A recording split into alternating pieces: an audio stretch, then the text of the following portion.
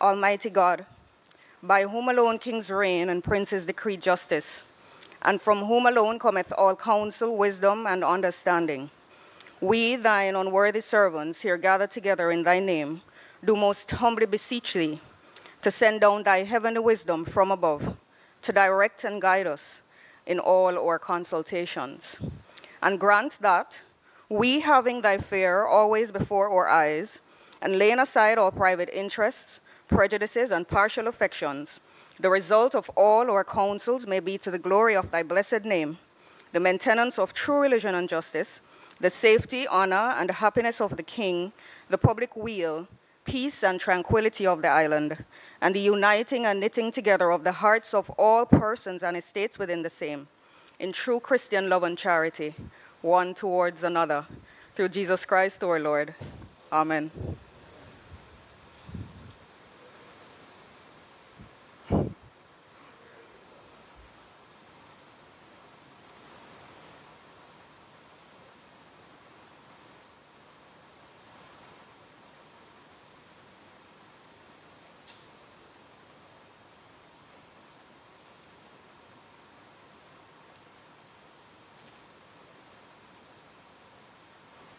You may be seated.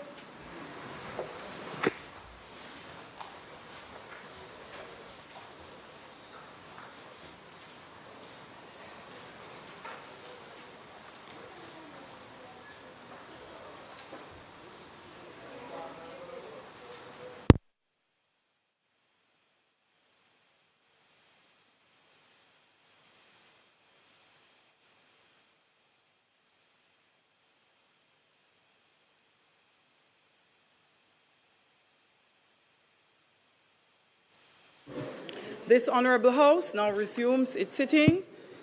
It remains a great honor and privilege to welcome you all to the sitting of the Honorable House of Representatives for today, Tuesday, March 25, 2025. This is particularly for the conclusion of the 2025-2026 budget debate by the Honorable Minister of Finance and the Public Service. I would like to extend a special welcome to those who are special guests here in the gallery, most notably students from Mary C. Cole Hall at the University of the West Indies and members from the representing from the Ministry of Finance, and to all of those joining us online via the various social media platforms, PBCJ live stream, welcome to the Parliament. Call of the roll. Mr. Clark. Here. Mr. Bartlett. Dr. Holness. Dr. Chang. Mrs. Williams. Ms. Grange. Mr. Mackenzie. Mr. Chuck. Mr. Vaz.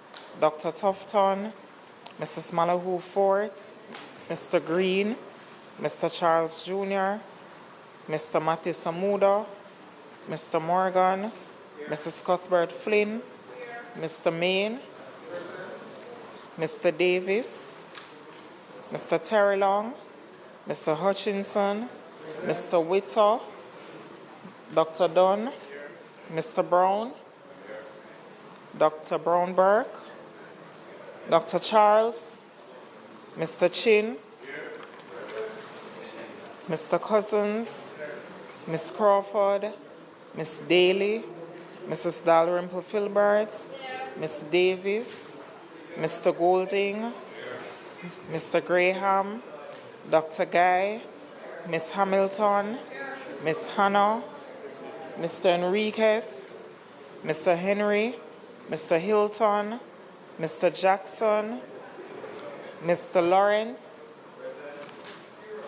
Ms. Lee, Mr. Miller, Mr. Montague, Ms. Morrison, Mrs. Nita Garvey, Mr. Paulwell, Mr. Phillips, Dr. Phillips, Mr. Robertson, Mr. Robinson, Mr. Carl Samuda, Mr. Shaw, Mr. Sibley's, Mr. Slowly, Mr. Smith, Mrs. Vaz, Mr. Warmington, Dr. Wheatley, Mr. Williams, Mr. Wilson, and Mr. Wright. Thank you, Madam Speaker. House Leader.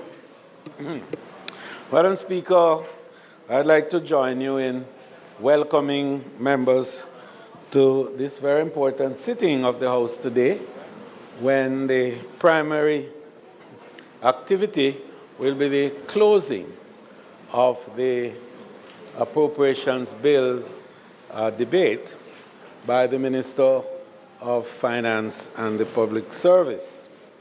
Madam Speaker, I wish also to join you in welcoming the members of the public that have joined us in the gallery, particularly those from the good constituency of Eastern St. Andrew, a constituency that I have more than a familiar relationship with. And of course, members from the University of the West Indies, particularly the Mary Seacole Hall, who are here with us today, members of the media, and other support teams that are here. Madam Speaker, the agenda today, as I indicated, will primarily consist of some tidying up matters which the Minister of Finance has to do in regards to one or two items which she will do immediately ahead of her presentation, and then the closing. And again, we expect in the standard that she has set in her record-breaking performance last week, that she will continue in that vein today. May it please you, Madam Speaker.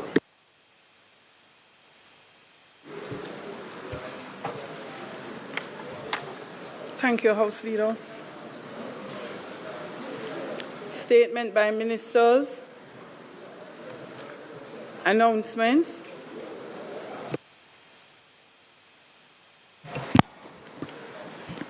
Laid on the table of the House are the following: Annual Report of the National Health Fund for the financial year 2021-2022 and its Ministry Paper number 10 of 2025 entitled Annual Report of the National Health Fund for the financial year 2021-2022. Annual Report of the National Health Fund for the financial year 2022-2023 and its Ministry Paper number 11 of 2025 entitled Annual Report of the National Health Fund for the financial year 2022-2023. The General Consumption Tax Amendment of Schedules Order 2025 under the General Consumption Tax Act and under the Auditor General's Department Certified Appropriations Account, first head 42,035 at the Department of Government Chemists for the year 2020-2021, and under head 42,035, the Department of the Government Chemists again for the year 2021-2022, and head 72,000 at the Ministry of Local Government and Rural Development for the year 2022-2023. Thank you. Bills brought from the Senate, petitions, papers, reports from committees, notices of motions given orally. Minister of Finance. Madam Speaker,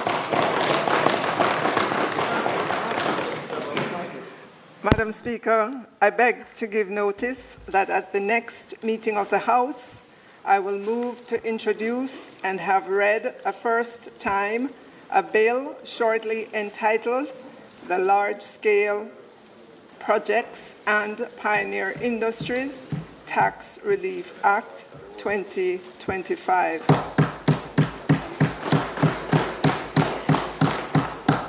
Madam Speaker, I beg to give notice that at the next meeting of the House, I will move the following motion: the General Consumption Tax Act, the General Consumption Tax Amendment of Schedules, Order 2025 Resolution.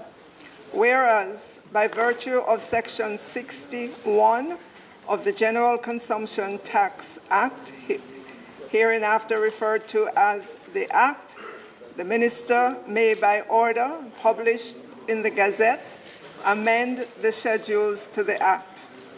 And whereas the schedules to the Act specify the general consumption tax and the special consumption tax imposed on the supply in Jamaica or the importation into Jamaica of goods and services, and whereas on the 19th day of March 2025, the Minister made the General Consumption Tax Amendment of Schedules Order 2025, and whereas it is provided by Section 62 of the Act that an order amending the schedules to the Act shall be subject to affirmative resolution of the House of Representatives, and whereas it is desirable that the General Consumption Tax Amendment of Schedules Order 2025 be affirmed by resolution. Now, therefore, be it resolved by this Honorable House as follows. The resolution may be cited as the General Consumption Tax Amendment of Schedules Order 2025 Resolution. The General Consumption Tax Amendment of Schedules Order 2025 is hereby affirmed. Madam Speaker, I further beg to give notice that at a later stage today, I will move for the suspension of the standing orders to enable me to take this motion.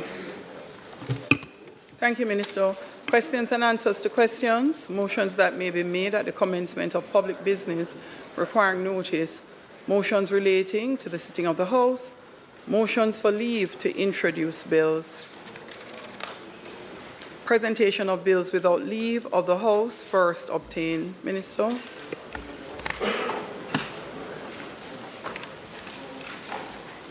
Madam Speaker, I now move for the suspension of the standing orders to enable me to take the motion, notice of which I gave earlier.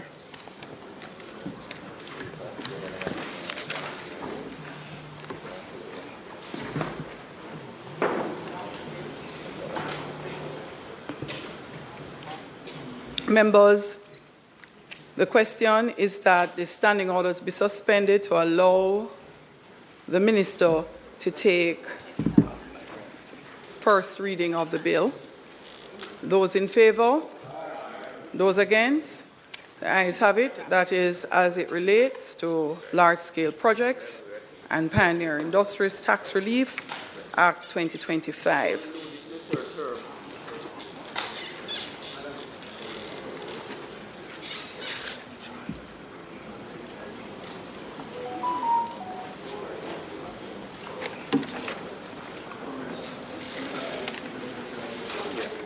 Madam Speaker, I now move for the suspension of the standing orders to enable me to take the first reading of a bill shortly entitled the Large-Scale Projects and Pioneer Industries Tax Relief Act 2025.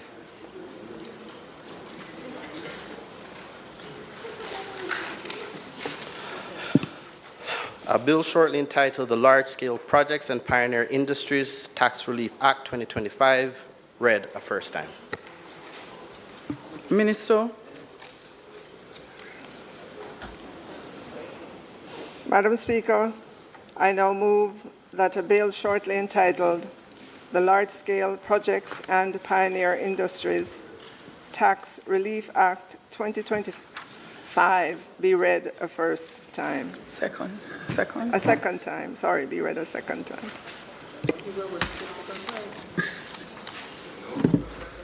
So, Minister.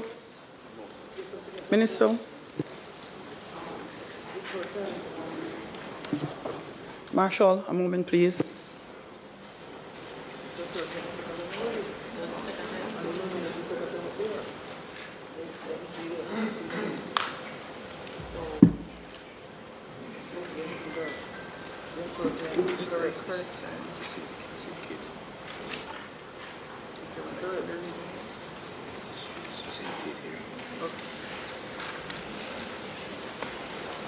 Madam Speaker, I beg to give notice of second reading of the bill.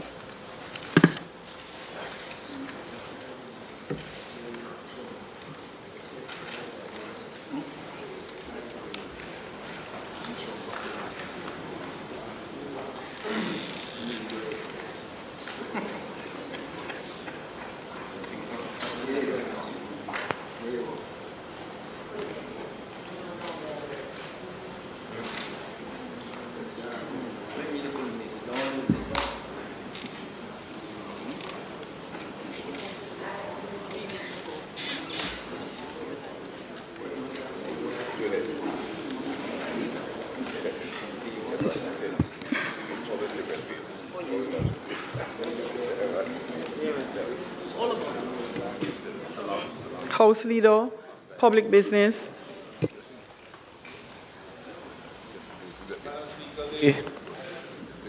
The Minister will take the affirmative action resolution, which she indicated earlier, and then proceed thereafter to conclude the debate on the Appropriations Act. Please, Madam Speaker.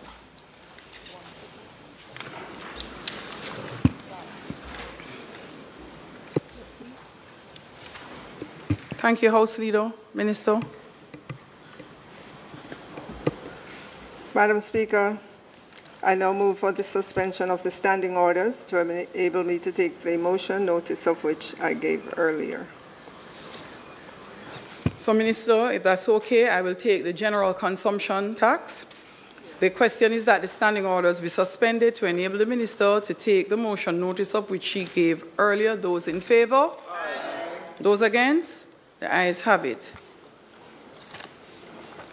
Madam Speaker, the matter before us is the general consumption tax, amendment of Schedules Order 2025, and its resolution which supports revenue measures for financial year 2024-2025, included in Ministry Paper number 11/24. The measures being proposed are aimed at bolstering the private security industry amidst the increase in targeted attacks on entities providing armored cash courier services, in addition to ensuring compliance with Jamaica's international trade obligations. Madam Speaker, I will give an overview of the measures. The first measure revises the tax structure for the importation of armored cash courier vehicles. Madam Speaker, the numerous gun attacks, ambush, and robbery attempts on the armored cash courier industry has negatively impacted the private security industry. These attacks have impacted the companies providing cash courier services by significantly increasing their operational risk and exposing frontline officers to harm. The attacks have also had a negative effect on the routine servicing of automated banking machines, hampering the delivery of cash to the general public. Madam Speaker, in an effort to facilitate investment in assets that are purpose-built for the transportation of cash and other values, the government has taken the decision to remove the GCT and SCT from armored vehicles and the added cost of armoring a vehicle. The details of the measures are as follows. The second schedule of the GCT Act is being amended to enable armored vehicles to be subject to special consumption tax, SCT, at a rate of 0%. This will apply to armored vehicles with a cost, insurance, and freight CIF value in excess of US $33,000 to be utilized in providing an armored cash courier service, and the added cost of armoring a vehicle, that is, to render the vehicle fit for use as an armored vehicle for the specific use as an approved cash courier. This Honourable House, Madam Speaker, is asked to note that Part 1 of the third schedule is being amended to exempt from GCT payment armored vehicles with a cost, insurance, and freight CIF value in excess of $33,000 to be utilized in providing armored cash courier services. Secondly, the amendment will also exempt the added cost of armoring a vehicle to render it fit for use as an armored vehicle imported for the specific use of providing armored cash courier services.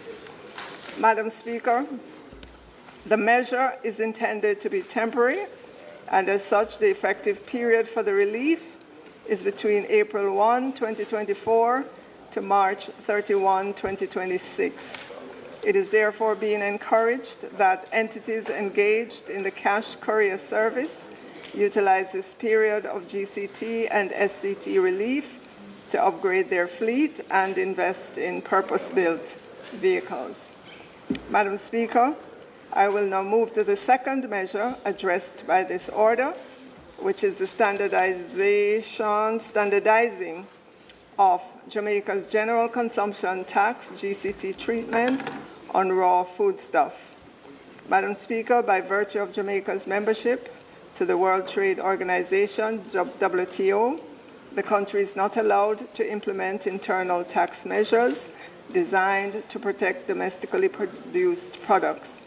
The utilization of GCT, which is an internal tax currently charged on imported raw foodstuff, but not on locally produced raw foodstuff, could be interpreted as a measure that gives protection to domestically produced raw foodstuff. Madam Speaker, this is considered an uncompetitive practice from the perspective of international trade and Jamaica risks, at the very least, jeopardizing the relationships with its trading partners. In light of this, Madam Speaker, we are amending the third schedule of the GCT Act to equalize the tax treatment for both domestically produced and imported raw foodstuff. Therefore, both domestically produced and imported raw foodstuff will now be exempt from the payment of GCT. Madam Speaker, this amendment applies generally to the following items: fresh fruit and vegetables, ground provisions, legumes, onions and garlic, meat, chicken, fish, crustacean or mollusks, and corn. Madam Speaker, it should be noted that items previously not considered raw food and subject to GCT will continue to remain subject to the tax. Madam Speaker, although we are removing the GCT on imported raw foodstuff, this Honourable House should note that the items in question still attract taxes, primarily common external tariff, CET, and additional stamp duty. The removal of the GCT on imported raw foodstuff preserves our international trading relationships by removing the risk that Jamaica will face trade sanctions from other member states as a result of the discriminatory treatment applied to imported raw foodstuff. In concluding, Madam Speaker, the measures included in this order aim to facilitate investment in the armored cash courier industry and to remove any unnecessary risk to our international trade profile due to distortionary GCT practices. The House is therefore being asked to approve the General Consumption Tax Amendment of Schedules Order 2025 resolution.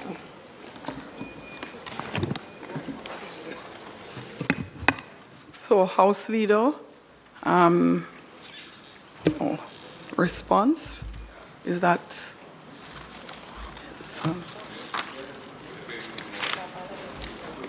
member from St. Andrews Southeastern will respond. Thank you very much, Madam Speaker. On the first measure, the opposition has no objection to it.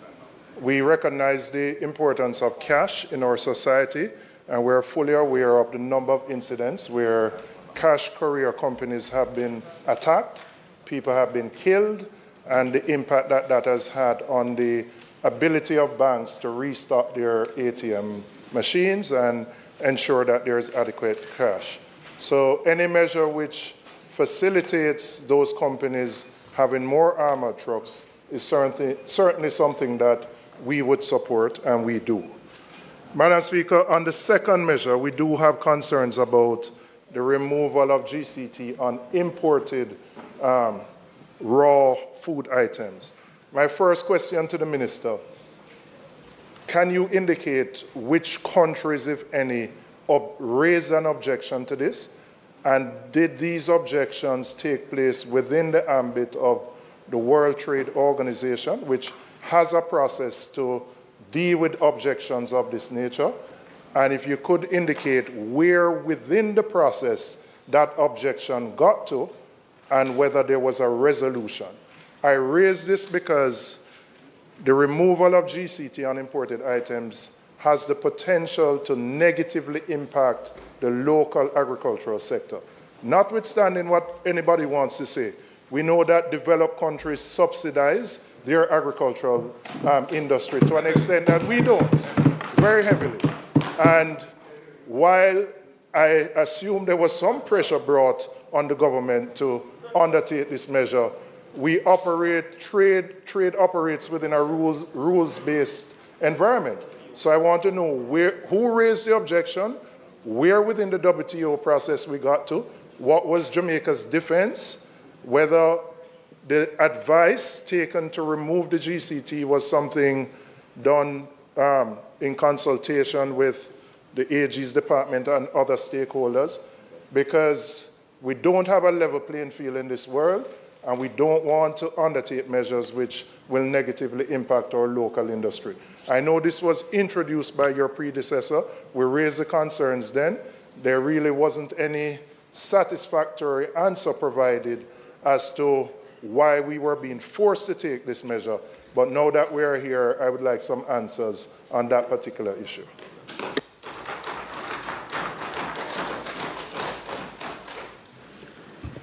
Minister, there is also a follow-up from the member from St. Catherine South, St. Catherine Southern. Thank you, Madam Speaker. Minister, I want to add my support to the relief regarding the armored vehicles. During the deliberations of the Economy and Production Committee, where we had the Bank of Jamaica present, the strong argument was made through the governor from the operators of the ATM machines about the enormous costs involved in adequately providing ATM machines across the country. And against the background of closures of many of the banks across the country, we have many communities in rural Jamaica who have to journey, I'm told by some members of parliament, up to 30 miles to get to an ATM machine. And even in the corporate area and other urban centers, a number of machines remain inoperative for extended periods of time, making it extremely difficult for citizens to access cash to make their transactions. Quite frankly, they appeal to the government for the support, and now that there's a response positively as it relates to the costs involved in providing these machines, we expect, and the country, because when the government gives these tax relief, it is the taxpayers of the country that make the sacrifice. And to the extent that the government is providing this relief, boy, oh boy. And therefore, Madam Speaker, the citizens expect that the banks will respond in a very positive way in making sure that our consumers have easier access to ATM machines against the enormous number of closures that they have implemented in recent times. Thank you, Madam Speaker. Thank you, member. The leader of the opposition, the member from St. Andrew. So you'd have to turn off your mic. It's going to come next. Oh, okay. I'll Tony they want to talk to. Talk. Member from St. Andrew Western.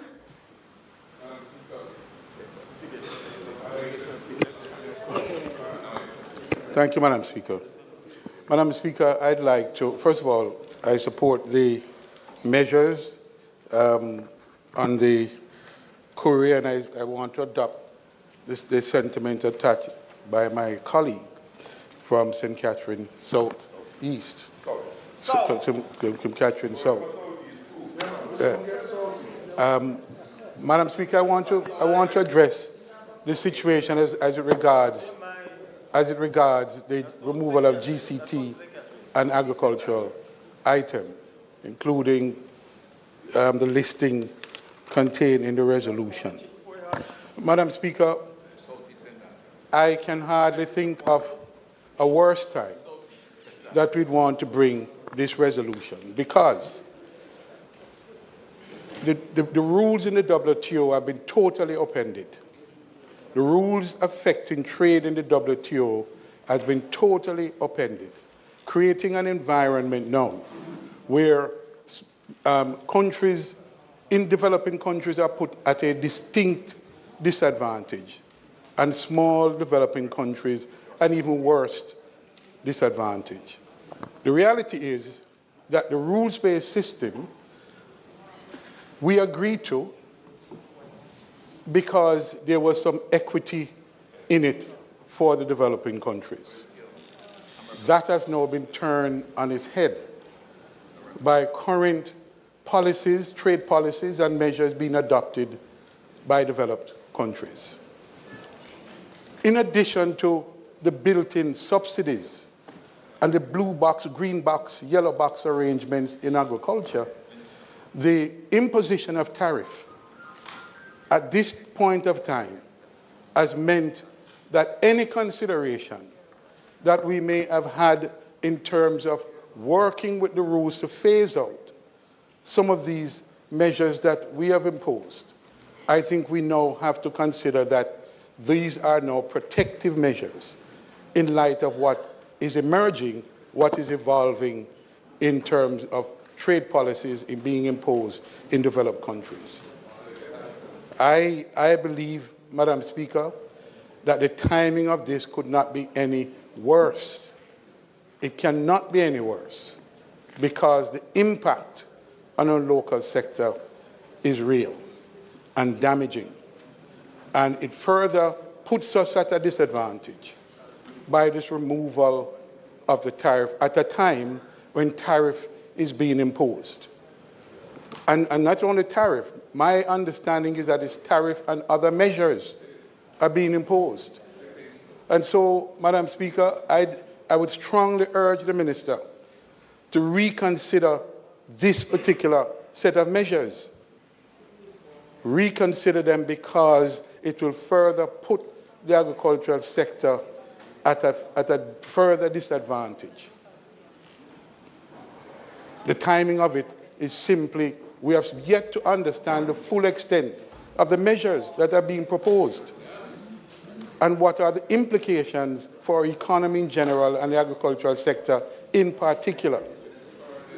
And I would ask and urge that it be deferred so that we have an opportunity to understand what are the evolving set of measures that are being imposed on us at this point of time. I strongly urge that as someone who participated in the WTO arrangement, negotiated Jamaica's accession to the WTO, the imbalances that will be imposed on us by these new fangled measures that are being imposed, I think need to be appreciated, studied, understood, and the impact assessed. I would urge that. Leader of the Opposition. Thank you, Madam Speaker. I too understand the need for the tax break, essentially, that's been given to our security companies bringing in the armored vehicles. We all know the terrible situation that has been faced by them with the multiple robberies of ATMs and of armored vehicles arriving to either deliver or remove cash. So I don't think anybody in the House would have an issue with that. I also want to endorse a concern raised by my colleague, the member for Western St. Andrew, in relation to the timing of the implementation of this amendment to the GCT Act, third schedule. As has been said, we are now in an era where measures including tariffs, but also not limited to tariffs, all sorts of measures affecting trade are being touted, being pushed, being considered, and it's a very unsettled environment because we don't know where it's all going to end. In the meantime, we are removing a protective measure that was in place for the benefit of local producers of food and exposing them to the loss of that protection. Yes, there may be other import duties and charges that the importers of these items will have to pay, but as has been said, it is well established that for some of our trading partners, there are heavy subsidies that their producers enjoy from the states in which those countries, those producers are producing those food items. So it's not a level playing field in terms of the cost structures that the various competing players have to contend with. And the removal of this at this time seems to me to be premature. And although it was announced in the budget debate a year ago, and it's only coming here now, it seems to me that much has changed since then in terms of the international environment concerning trade. And I think we would be well advised to wait to see how the dust settles before we rush to implement this permanently in our law. And I also endorse and would like to, and I would also like to endorse and look forward to hearing the answers to the questions as to how this particular measure originated. You know, who was bringing pressure against Jamaica on this issue? Which country or countries? Where did it reach in the WTO system? What was Jamaica's stance in relation to any proceedings, if any, that were brought in the WTO system? How were those proceedings or that complaint or complaints, how were they resolved? You know, all we heard was that these protective measures were being removed, but we've never had a satisfactory answer as to why this has happened. And I look forward to the answer to that. There's one other point I wish to make, Madam Speaker, and it is this. These measures are having retroactive effect. So the armored vehicles, the dispensation or the exemption, the zero rating, whatever it is, under the second schedule, which I assume is the SCT, and under the third schedule, the exemption under the third schedule, is taking effect from, in one instance, April 1, 2024, and in the other instance, July 1, 2024. Similarly, the exemption in relation to the raw foods, whether it be meats or vegetables, is taking effect July 1, 2024. Now, I have to ask, what is the situation in relation to the imports which have taken place up to this date, or up to the effective date of this order? Was GCT collected or not on these items? If GCT was not collected on these items, what was the legal basis for it not being collected? Because I'm not aware of any provisional collection of tax act orders coming here to, for approval to implement on a temporary basis these measures. Normally, under the Provisional Collection of Tax Act, the minister can vary a tax or levy a tax, but it lasts for a finite period of time and then expires unless it comes here and is approved by the House. No such orders have come in relation to this, to the best of my knowledge. So my question is, what was the situation in relation to these imports during the period from these dates, which they're the effective dates of the order, April 1 in some instances, July 1 in others from last year, up to the time of the effective date of this order. And this order is dated March 19th. and I believe it takes effect on that date, subject to being approved here affirmatively. So I want to know, was GCT collected on these imports in the intervening period? If the answer is yes, what was the, or if the answer is no, it was not collected, then what was the legal grounds or basis upon which it was not collected by customs at the wharf?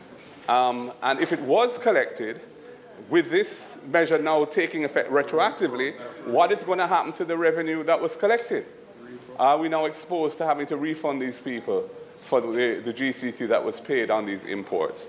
There's a lot to be answered in relation to this, Madam Speaker, and I look forward to hearing the responses, or perhaps we should suspend the debate of this measure to give some time to the Minister to look into these very important issues. I thank you, Madam Speaker.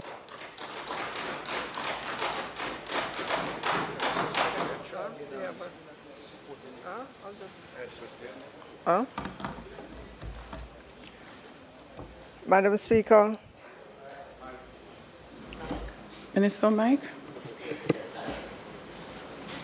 Madam Speaker, I ask the House to recall that the GCT measures were announced by the former Minister Clark as part of the revenue measures of 2024-25, and they were not made into law.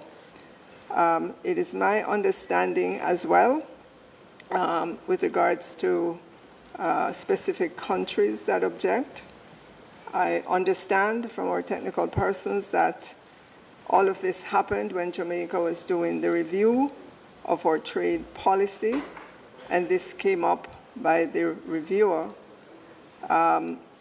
Jamaica's trade policy was being reviewed by the WTO, and it was noted. It was not a specific country, but by way of the process of review.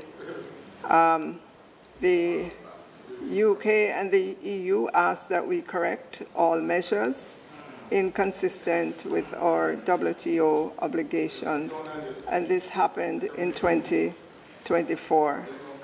It started.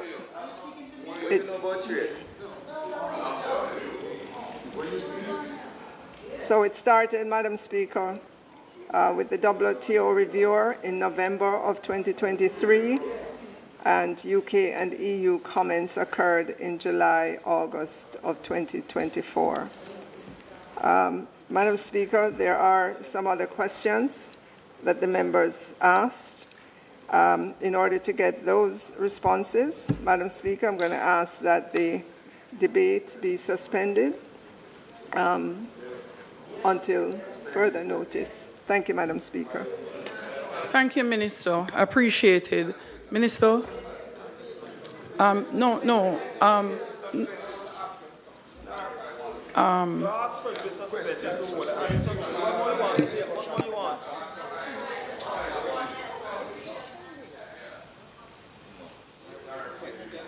We're not going to bully the speaker. Yeah? Yeah? You want to bully everybody, but that not work. The debate closed. Suspend. I'm going to ask for the suspension when you get it. Because it just asks for it. Members, no. So you can't stop and speak for you. Members. Our funds drop out today.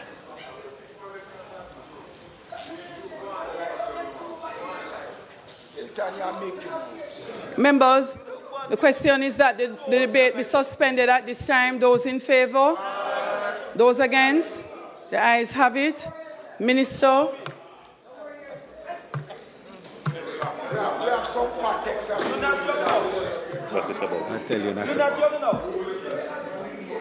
Madam Speaker, members, please. Madam Speaker, I now invite you to ask.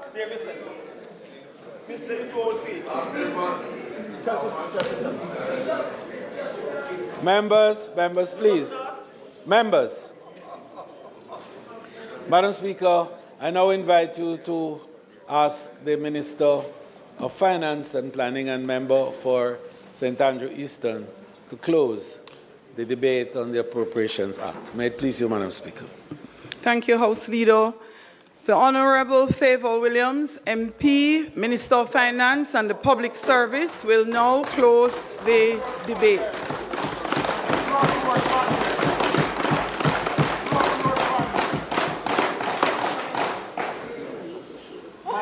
Thank you. Thank you, Madam Speaker. Madam Speaker, let me acknowledge our students from the Mary C. Cole Hall at the University of the West Indies. Let me acknowledge as well, they're in the gallery, all the members from my constituency of St. Andrew Eastern, and all my people them from Ty Dixon who are watching online. We have members of G2K here this afternoon as well in the gallery. Let me acknowledge Ms. Natasha Marzov, IDB Country Representative, Jamaica, who's in the gallery. My husband, who is traveling, but I know he's watching online. I want to acknowledge him as well.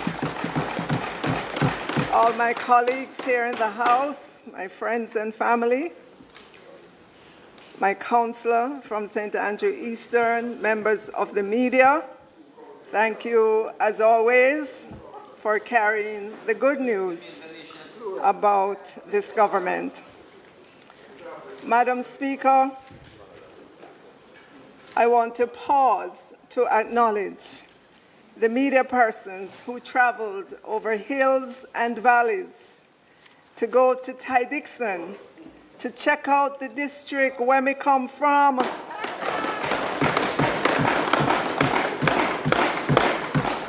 And to write a nice article about Ty Dixon and me. Madam Speaker, I hope all the media persons who went to Ty Dixon stopped for a moment on their way there or back to enjoy the beauty of the Worthy Park Sugar Estate, located in the plains of the Vale of Loidas.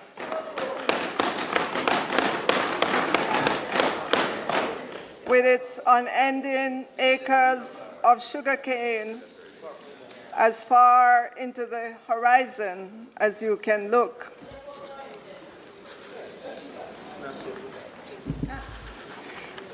Madam Speaker, the scenes have always held me in awe from my childhood days until now. But Madam Speaker, there are other memories. In my childhood, many hardworking men from Ty Dixon would wake up before cock crows and walk the 5 miles in the wee hours of the morning from Ty Dixon to Worthy Park Sugar Estate to cut sugar cane in the boiling hot sun with them cutlass. Many women did the same journey as well, but to pick oranges. At that time, there were thriving orange groves. So thank you to the media for your visit to Ty Dixon. The people them when we grow up with said them love the attention. Additionally, your social media post highlighted and reminded me that my mother used to sell cornmeal pudding and potato pudding under a tree to school children at Ty Dixon Primary School. Madam Speaker, with the little my mother made from selling cornmeal and potato pudding, she would faithfully put aside something, no matter how small. And it was that faithful putting aside of a little of the money she earned from selling cornmeal and potato pudding that allowed her to buy our school uniforms and a pair of Batter Shoe Store crepe. They call them sneakers nowadays, for each of us children every year, so that we did not have to walk barefooted to school and we did not have to wear the washed out, faded out uniforms. Madam Speaker, it is the experience of putting aside something, no matter how small, that still lives on in me. Madam Speaker, it's not where you begin, it's where you end. And I want to thank Mr. Vegas and others in social media who understood the message of 1-1 cocoa full basket. Rome was not built in a day. Take your hand, make fashion, who stood up in social media against the nonsense videos about $2,000 Pro Box. Madam Speaker, let me caution the opposition and their supporters about how they talk about Pro Box.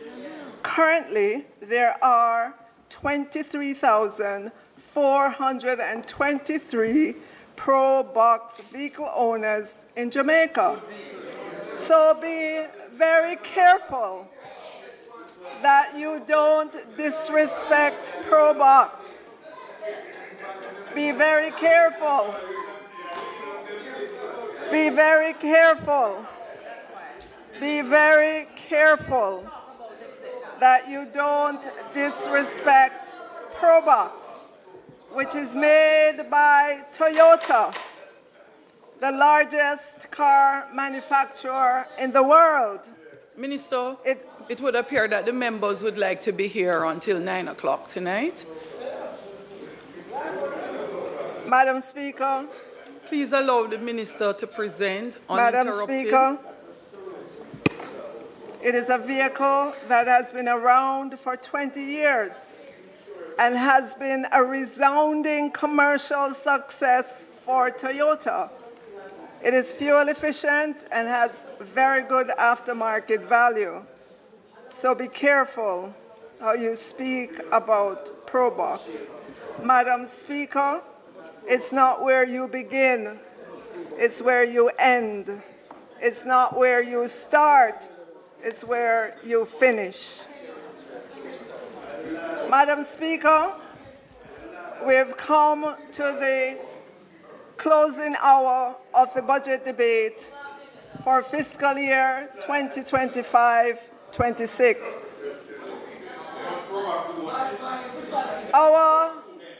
Madam Speaker, our Prime Minister, the teacher, the professor, the builder, has given us a history lesson that should be required reading for all of us, so that we do not repeat the failed policies of the opposition, not the experiment with democratic socialism where everything is owned by government, not the hyperinflation years of 1973 to 1991 with inflation ballooning to 80%, not FinSoc that cost us US $3.4 billion, not the freeing up of the foreign exchange market without adequate foreign currency reserves.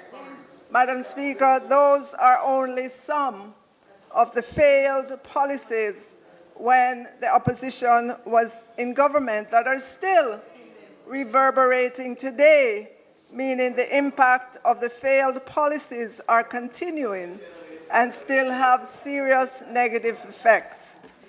Madam Speaker, we're not making excuses. These failures are hard for our economy to overcome. They are the equivalent of putting 100-pound weights on our athletes and saying to them, run and win gold medals in champs and the Olympics. Impossible, Madam Speaker.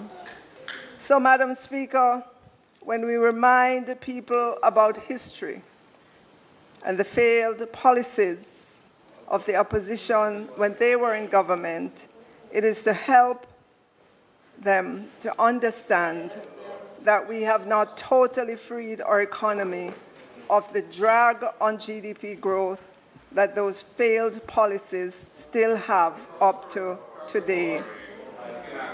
Madam Speaker, if we did not have FinSAC deal to deal with, think of how much better off we would be as a country. Think of all the resources we would have at our disposal to invest in economic growth. Madam Speaker, the Prime Minister has made the National Housing Trust a big part of his growth agenda that will continue to bring decent housing to all who are in need. Madam Speaker, my one word for the Prime Minister's presentation is brilliant.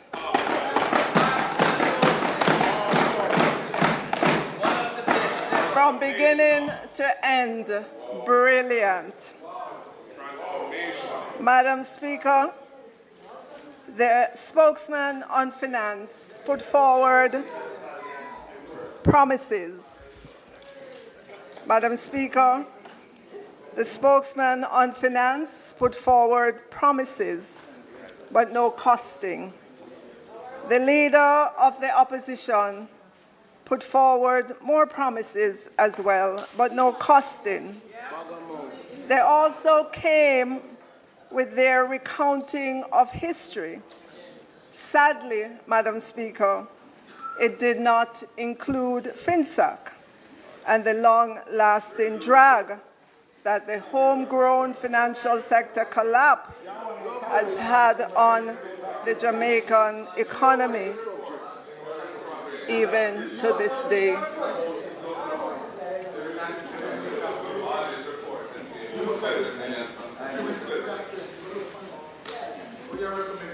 Madam Speaker, in both of their speeches, not a word was said about FinSAC, not an apology, not an acknowledgement.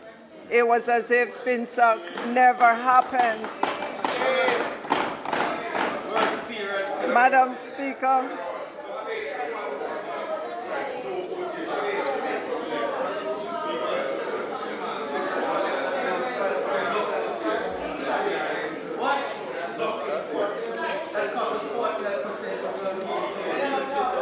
Madam Speaker,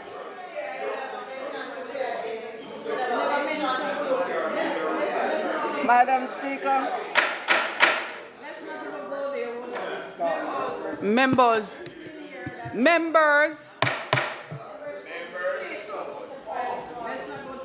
Madam Speaker, the leader of the opposition spent a lot of time talking about the NHT. The first proclamation he made is that he will stop the annual extraction of the 11.4 billion from NHT to fund the budget. He said he would set aside 1% of food import tax, which would be 2.5 billion per annum. He promised employers an increase in the employer tax credit to 40% from 30%. He went to town, Madam Speaker, decrying securitization. Right? The government is taking future revenues today, All told, between opposition leader and spokesman, they made promises upon promises upon promises. But did they give the Jamaican people any idea of how much those promises would cost? And whether or not that they would have to cut back on something to do what they're promising? No. They said they are united with fresh ideas and solid plans, ready. But let's see if indeed that would be the case. Madam Speaker, allow me, Madam Speaker, to demonstrate to the people of Jamaica that the promises from the opposition would create FinSAC 2.0.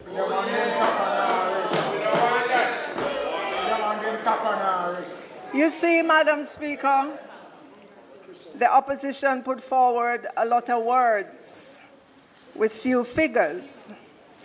But within all those pages and pages and pages of words is a budget, an implied budget, Madam Speaker. And it is that implied budget that I would like all Jamaicans to understand, because it has serious negative ramifications for our future. So, Madam Speaker, let's begin. I will lay out, side by side, the central government's budget for fiscal year 2025-26 and the opposition's implied budget for that fiscal year as well. These are the headings, starting with chart number 1. Yes. Fictitious.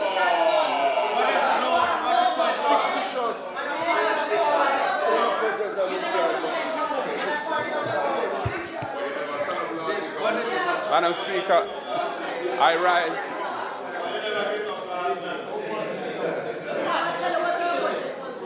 Yeah. Madam Speaker, I rise on a point of order because the minister is misleading the House.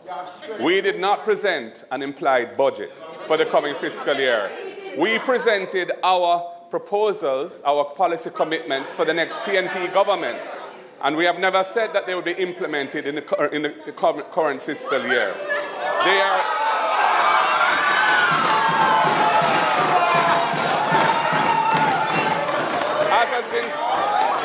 As has been said, the budget, after today, the budget would have been passed for the fiscal year. Our proposals represent what we will be doing for the duration of our first term in office.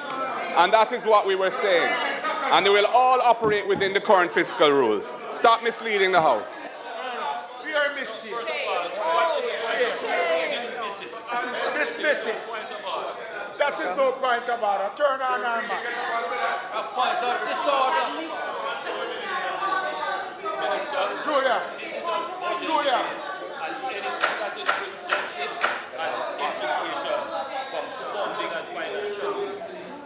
What an admission! My God.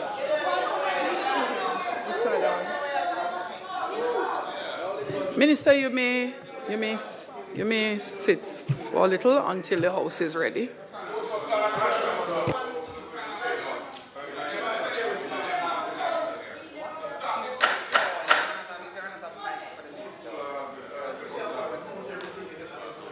One cousin, relax on the speaker rule, you know. What? You can't run from this, you know. Members, let me remind you, the public is hearing nothing of this discourse.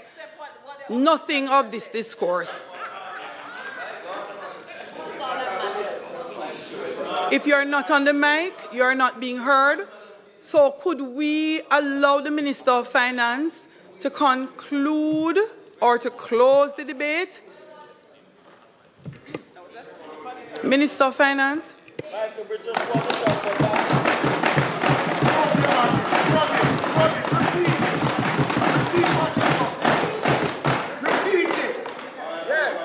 Madam Speaker,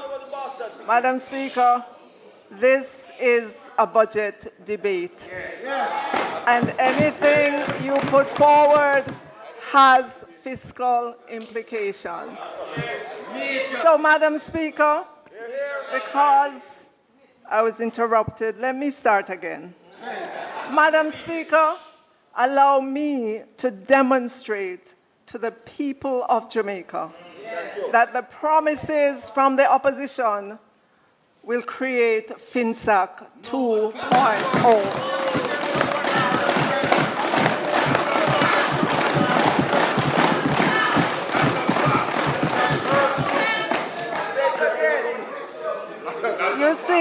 You see, Madam Speaker, the opposition put forward a lot of words with few figures, but within all those pages and pages and pages of words is a budget, an implied budget.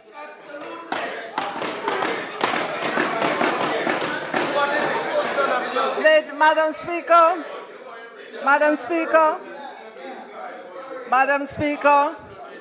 they did not put forward,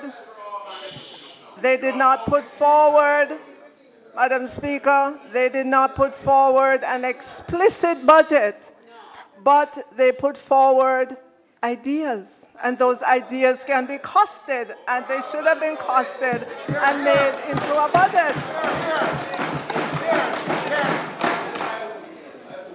So, Madam Speaker, let us begin.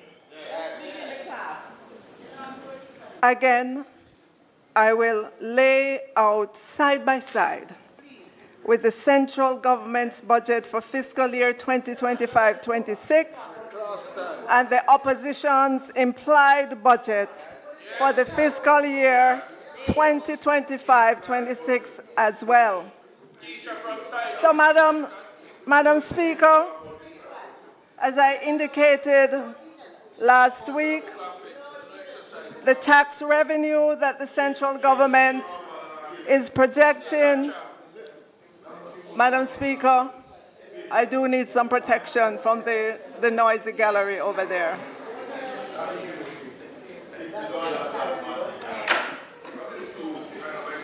Madam Speaker, as I indicated last week, the tax revenue that the central government is projecting for fiscal year 25-26 is $994,494,000,000.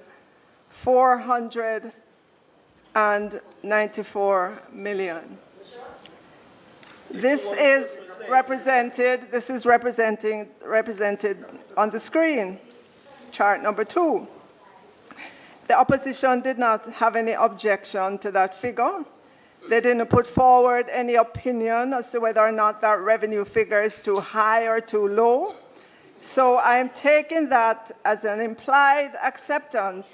And so I will give them on their side of the ledger $949,494,000,000 in their column as well.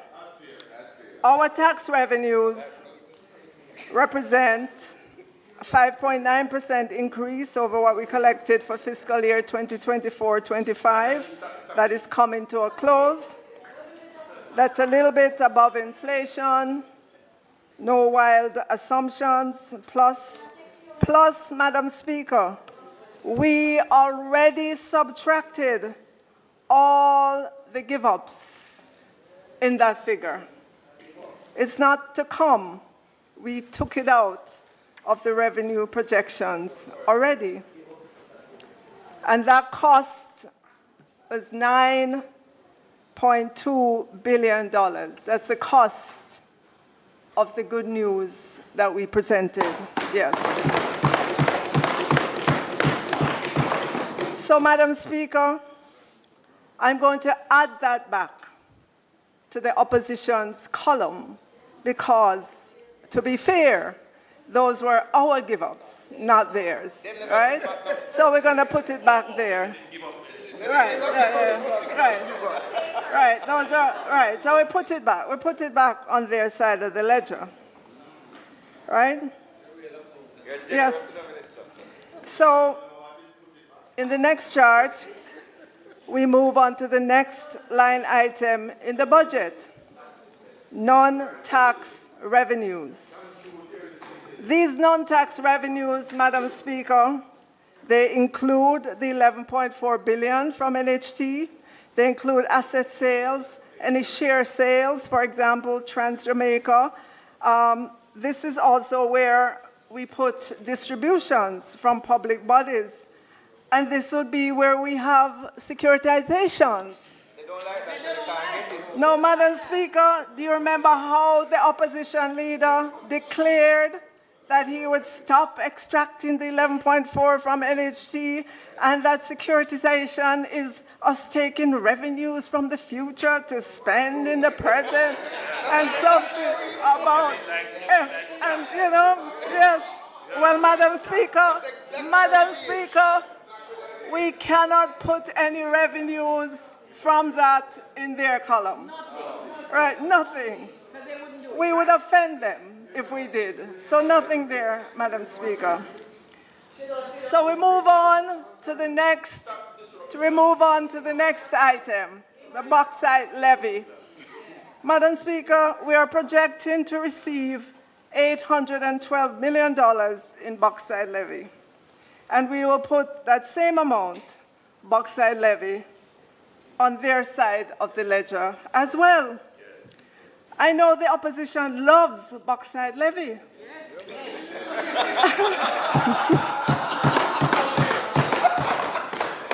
They may even want to increase this number in their explicit, not their implied, their explicit budget. Yes. Because it was Michael Manley-led government who, after all, took on the transnational bauxite companies and imposed the 1974 bauxite levy.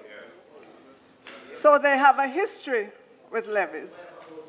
As the history was written, Madam Speaker, in May 1974, Prime Minister Manley announced that Jamaica would repeal previous agreements.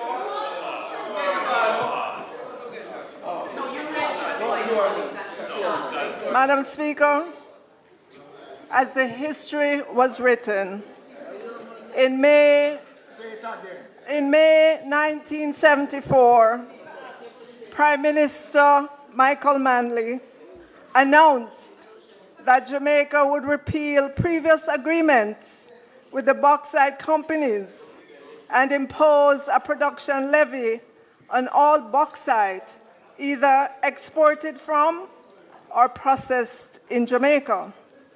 Madam Speaker, anyone can read the history books about how that turned out. Revere Bauxite Company closed its shutters little more than a year later, on August 19, 1975. Reynolds folded and left Jamaica in 1984. Alcoa also temporarily closed its gates in Clarendon on February 6, 1985. Yes, Madam Speaker. Yes, Madam Speaker. Jamaica did get increased earnings from the bauxite levy, which went from US $19.2 million in 1973 to a whopping US $180 million in 1974. But, Madam Speaker, the levy also moved the cost of Jamaican bauxite from being the cheapest to the most expensive worldwide. In an article entitled "The Bauxite Levy 40 Years On, Who Let the Puss Out of the Bag?" the author quoted Dr. Davis and economist Dennis Morrison as saying that Jamaica has little to show from the bauxite levy, and that the country suffered through ill-fated projects and misspending of the bauxite levy funds which were lodged to the Capital Development Fund. The upshot of all of this, Madam Speaker, is that bauxite companies began increasing their investments, not in Jamaica, in other bauxite-producing countries, and Jamaica consequently lost its position near the top of the ratings as a world-leading producer. Another failed policy of the opposition, and as the bauxite left Jamaica, so did high-paying jobs.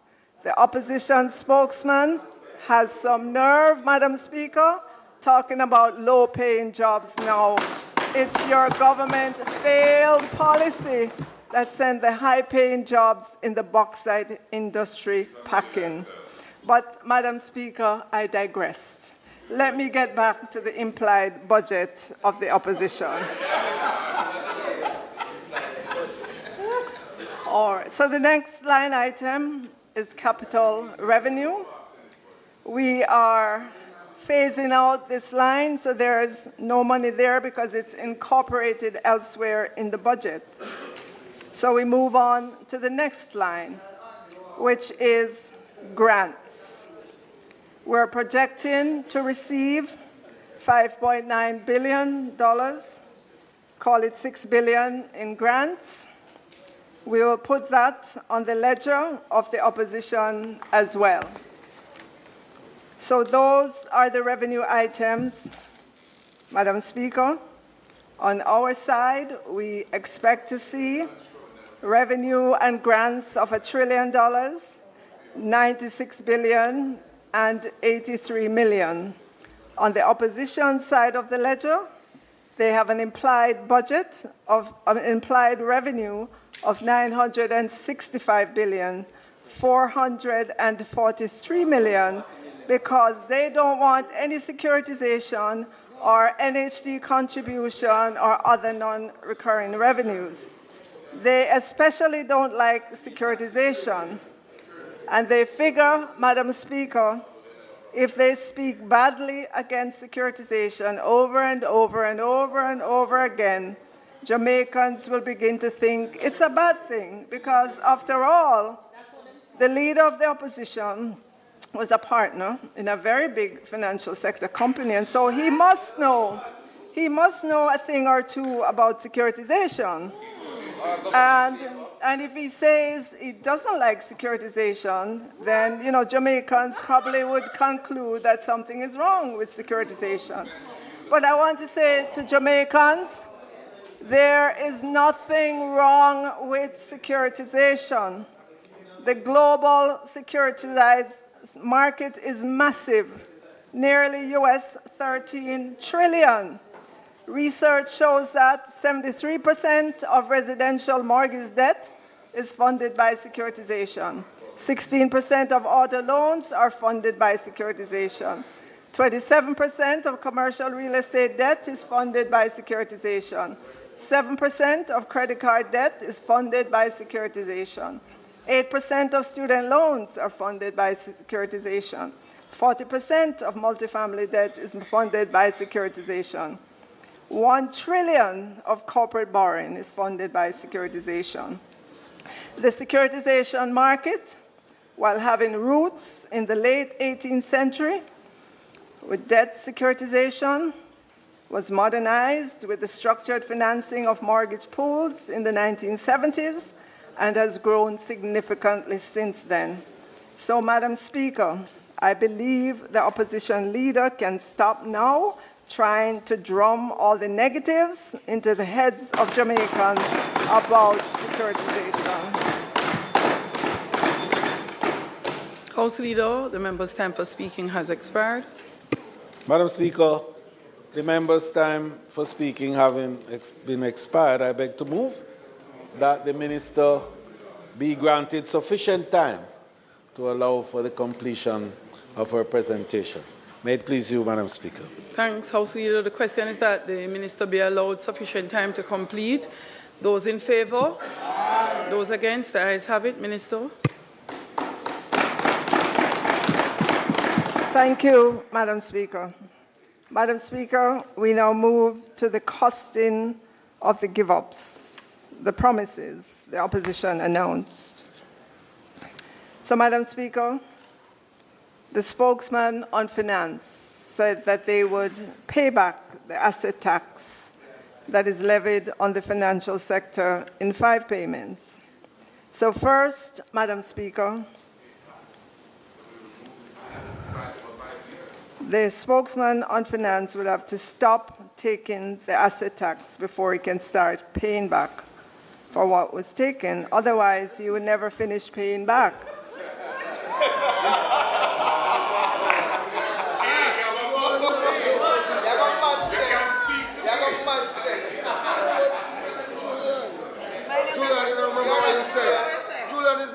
Members.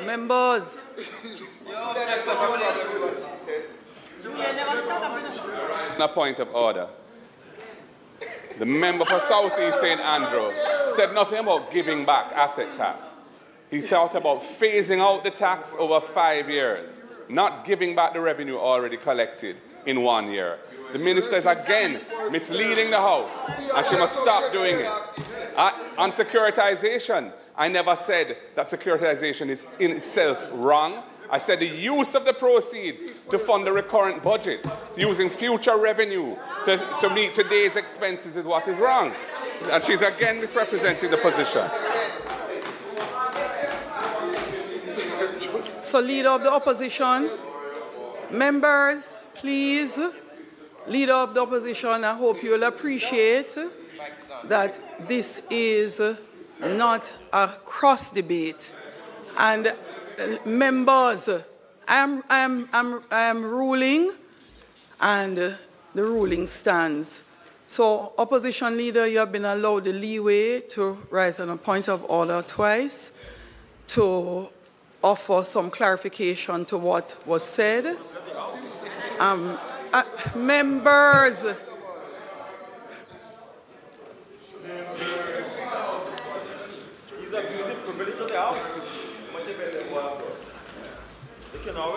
no, I don't think so. Please allow Minister to conclude. Members, Minister Williams. Thank you, Madam Speaker. So, Madam Speaker, an estimate for the asset tax give-up would be $8,364,000,000, which we will minus of the revenues of the opposition side of the ledger.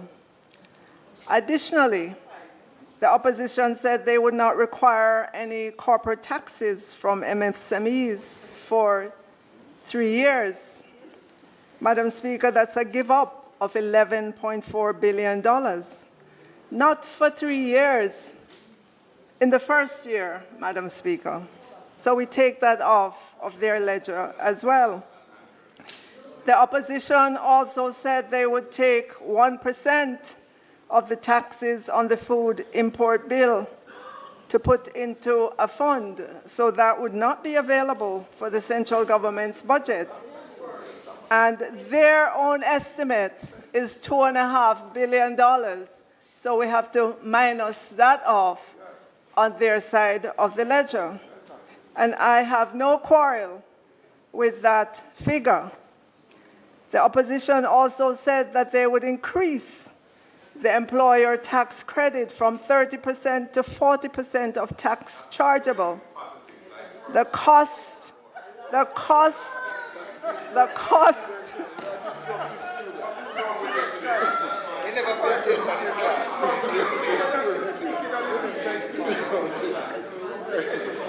So the cost of that, Madam Speaker, would be a give-up of $3.4 billion. So now if we take a tally, their revenues and grants would now be $939,859,000,000 after all those give-ups. Madam Speaker, let's move on to the expense side of the ledger. So we are projecting that compensation of public sector workers, including pensions, wage negotiation, and items owed will be $495,799,000,000. I don't believe the opposition would want to meddle with this number, except to increase it if they believe they can. So I will put that figure on their side of the ledger as well, because we have to pay public sector workers. We get to the next line item under the expenses, recurrent programs. And for Jamaicans, recurrent programs are programs such as PATH, school feeding, Grand Store, 1009 schools, school transportation, books for schools, supplies for hospitals and health clinics, restorative justice programs, child diversion programs, Grand Gala and other independence celebrations, Know Your Numbers programs, trucking of water, subvention to our universities and teachers' colleges, subvention to NSWA for garbage collection, payment for streetlights, and so on. You get the gist of what is in this figure of $359.4 billion. And Madam Speaker, every dollar of it is already allocated to something. The notion that there is all this discretionary money is just that, a notion. Every dollar in the budget is allocated.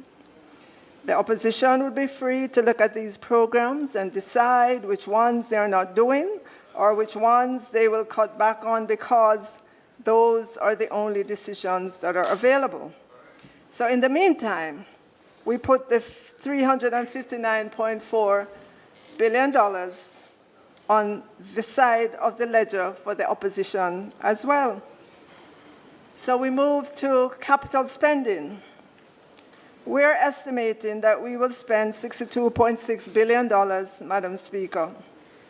We would love to spend more, but we have to work within a budget. And I will use the same figure for the opposition. If they want to cut it, keep it, or increase it, that's their prerogative. So we come to another tallying point.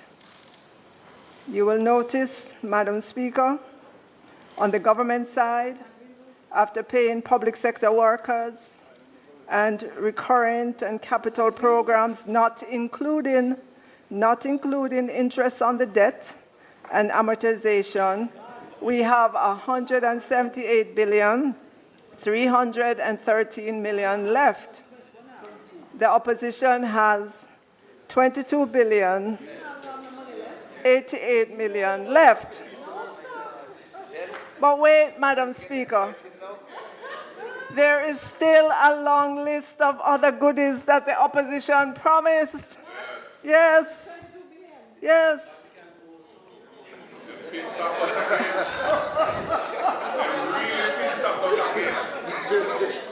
The opposition promised to raise standards in early childhood and primary schools. There was no costing associated with this, but I would expect that they wouldn't spend any less than $1 billion.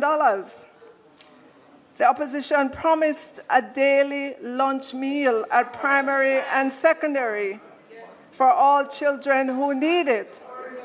Madam Speaker, the government currently spends $9 billion for 200,000 children to get a breakfast, snack, and/or a midday meal. So it sounds like the opposition would want to at least double this to 400,000 children. All right, and so that would cost them an additional $9 billion.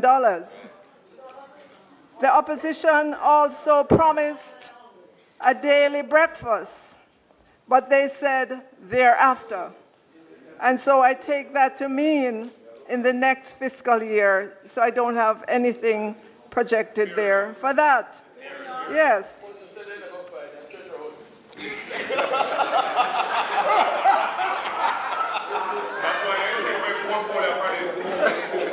Madam Speaker, the opposition promised transport subsidy for 50,000 students over 3 years. In this upcoming fiscal 2025-26, that would cost an additional $428 million, just using the current figures for the 7,500 children for whom the government provides transportation. The opposition also promised to increase funding for special needs, but no one knows how much. And so I don't think that they would want to invest less than $1 billion in our special needs students. So there it is. Then electricity. They too want to tackle energy poverty and put renewable grid in communities, among other things.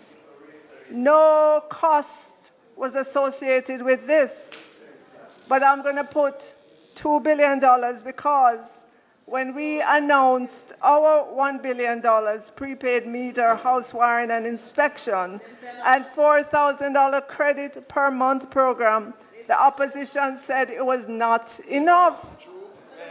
Right? So add another billion, right? Okay.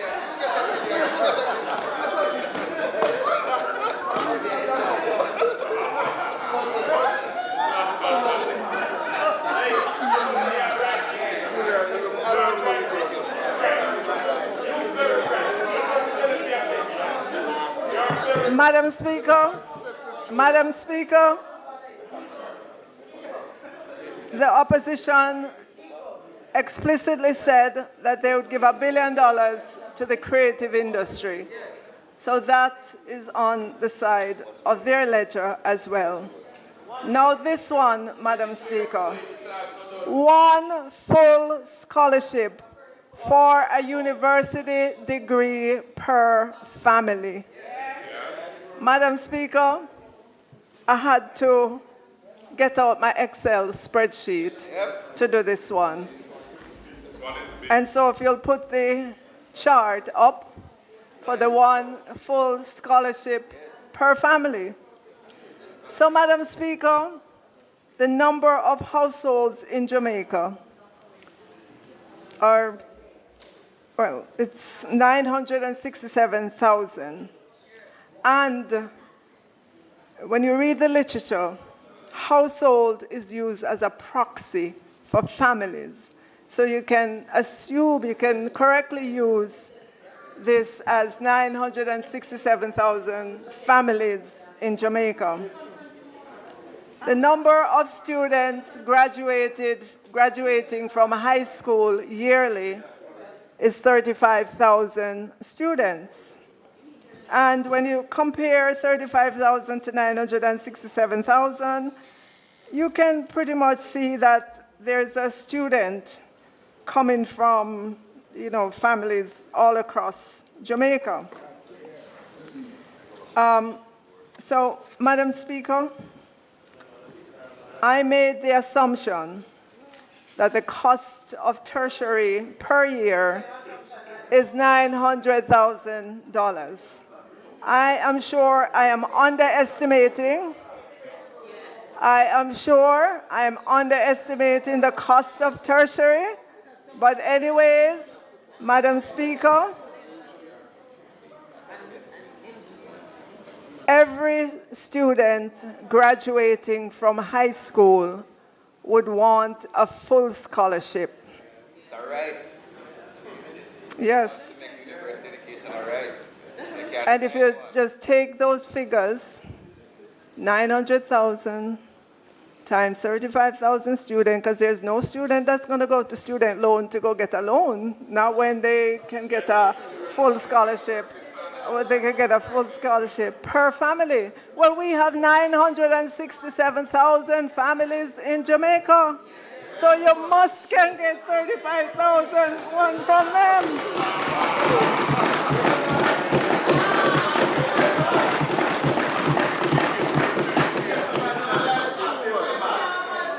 And so, Mr. Speaker, when you take that and do the multiplication.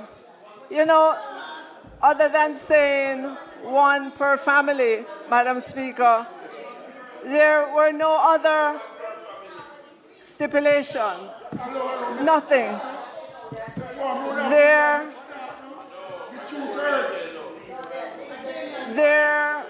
It was a blanket statement. It just said one per family. That was it.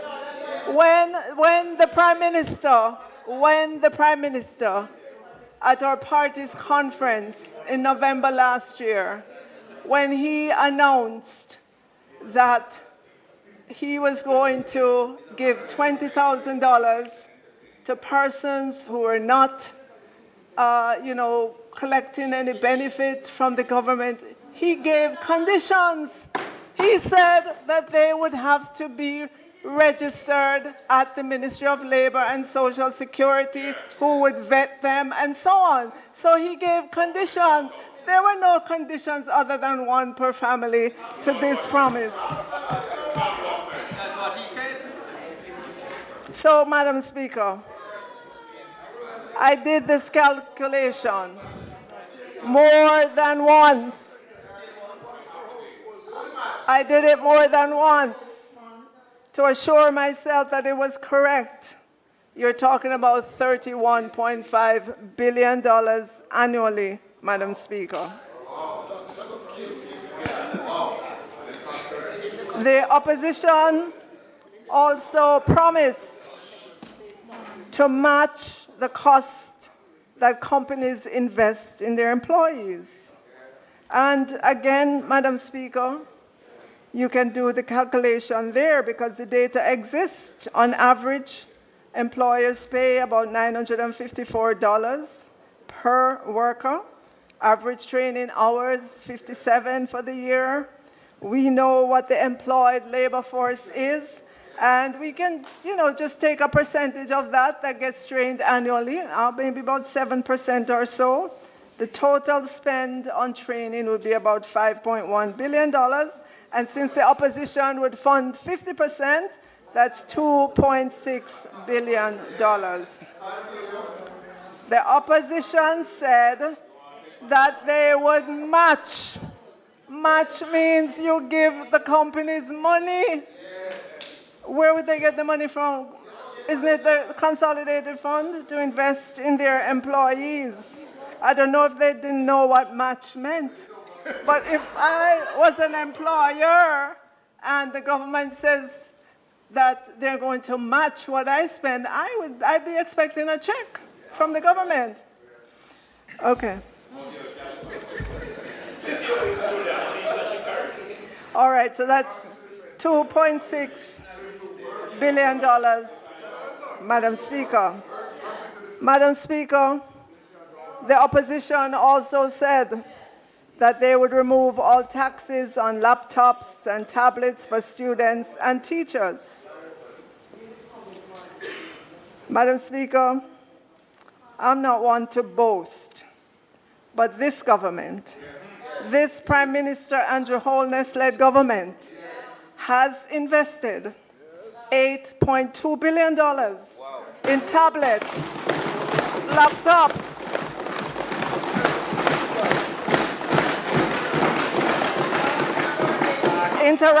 interactive panels, projectors, specialized equipment for special needs schools.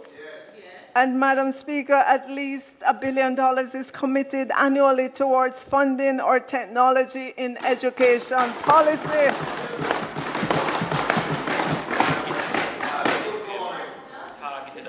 It's targeted at people who need it. The opposition leader said they will negotiate package deals to provide teachers with free internet service as a tool of their trade. Madam Speaker, this government provides laptops, tablets, and other devices for students, teachers, and classrooms. Since COVID 2020, this government has issued out, free of cost, to students, teachers, and installed in classrooms, 198,323 laptops, tablets, interactive panels, projectors, specialized equipment since we have been in government. Madam Speaker, since 2020, we've been rolling out broadband internet service to schools at no cost to parents or teachers or students. As of today, about 680 schools have free Wi-Fi inside and outside of classrooms. And when we're done, every school will have Wi-Fi inside and outside. That's not a promise. That's a commitment.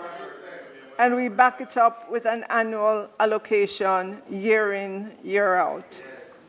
And oh yes, Madam Speaker, how could I forget? We have 379 community Wi-Fis or hotspots right across Jamaica. At the last count, the Social Development Commission, the SDC, the principal community organization agency working with communities, said there are 775 communities across Jamaica. So, Madam Speaker, if my math is right, that puts this Dr. Andrew Holness-led government at 49% of communities across Jamaica with community Wi-Fis. Never before in the history of Jamaica has this happened. So, Madam Speaker, the bottom line, the PNP's promises, and I didn't even take all of them into consideration, is $48.8 billion. $48.8 billion. Watch the taxes. So, Madam Speaker, let's do another subtotal. On the government side, after all of that, we would be left with, no, go back to the next chart, the prior chart, please. 178 billion 533 mil, hold on, sorry, 300, okay, yep, 178 billion 313 million. They would be left with a deficit of $26 billion. $26.7 billion. Madam Speaker, they would have trampled on the fiscal rules. The same one they told us that they codified in law. Well, Madam Speaker, you don't see red ink yet. I didn't bring in the interest payment yet. We have an obligation to pay $177.533 billion of interest payment. That is immovable. On the government side, we can make the interest payment, and we have $780 million left as a positive fiscal balance surplus.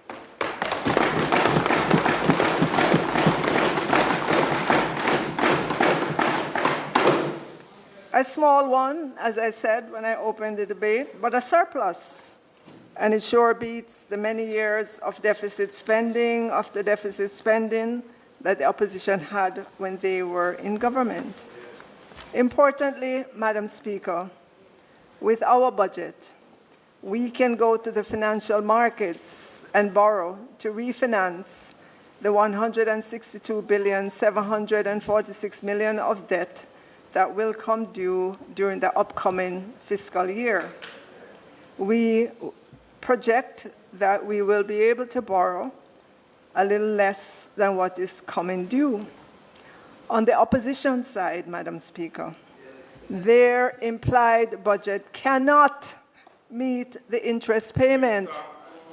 They would run a huge budget deficit of some $204 billion. Madam Speaker, the opposition went partying with the rent money.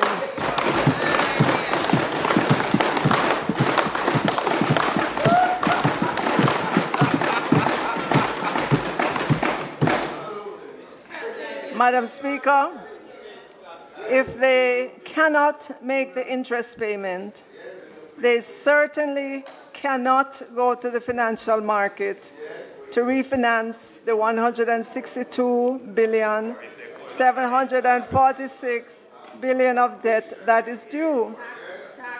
The fiscal deficit that the opposition would run with all the give-ups and goodies violate the fiscal rule.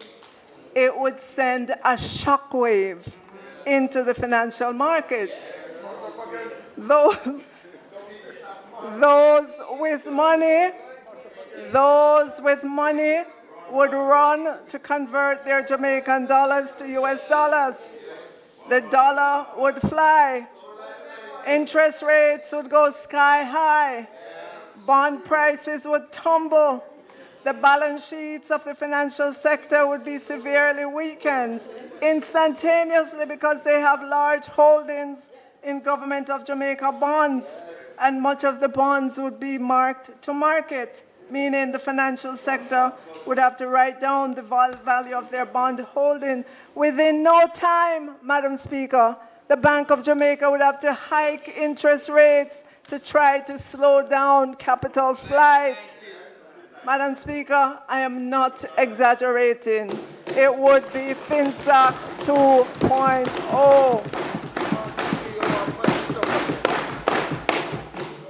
Madam Speaker, with the budget that we've put forward, we can go to market, to the financial market, and borrow to pay off the same amount of debt. It's called rollover. We can do that because investors trust our budget. The Independent Fiscal Commission said our budget is credible and our budget is sustainable. We have indicated strongly by our numbers that we've put to the public, to Jamaicans, that we will not run with it in an election year. And we put forward a budget that, when subject to interrogation, is not a run-with-it budget by any stretch of the imagination.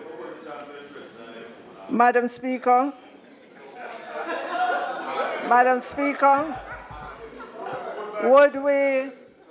would we want to give everybody more? Of course. We would have loved to announce that Jamaicans would get the threshold up to $2 million in 1 year, and that we're going to help 40,000 people instead of 20,000 to get their prepaid meters, and that we have a longer period for the accelerated capital allowance, and that the funds to DBJ would be $10 billion rather than $2 billion. We would have loved to make these announcements, Madam Speaker, but we know that they would only feel good for a moment, and then the swift pain of a budget deficit would follow. And so, Madam Speaker, we remained faithful to our commitment that we would continue fiscal prudence.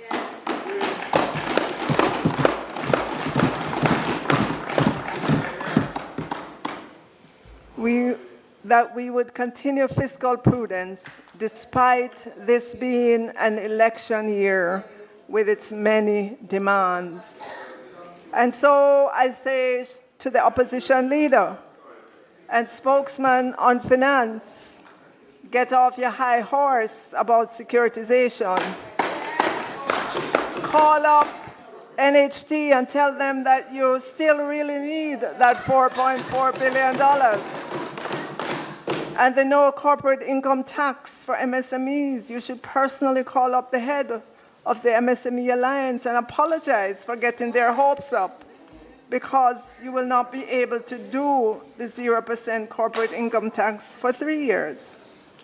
And then there's the 1% of food import tax and the employer tax credit. That is not going to happen either.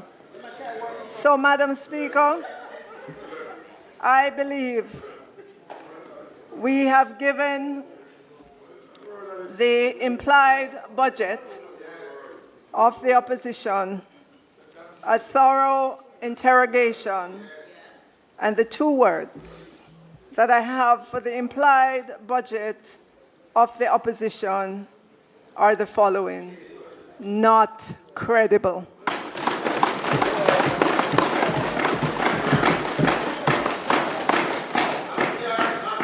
If the opposition wants to refute this claim that their implied budget is not credible, then let them put forward a budget that can be interrogated.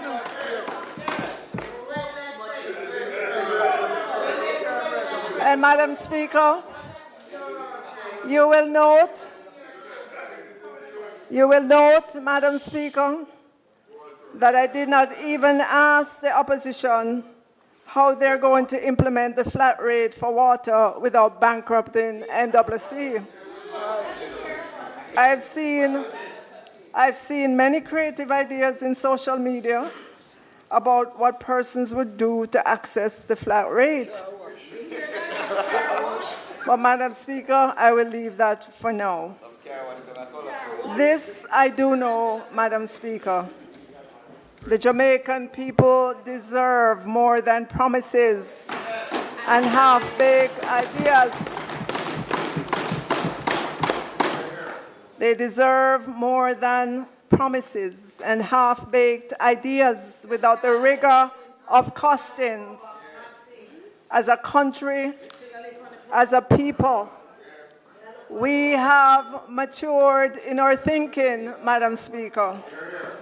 And if it was not our parents or grandparents' thinking that have matured, it's the thinking of their children and their grandchildren and great-grandchildren that has matured and to which they have the benefit. And so I say to the opposition, Jamaicans deserve answers as to what kind of a budget the opposition would have in an election year.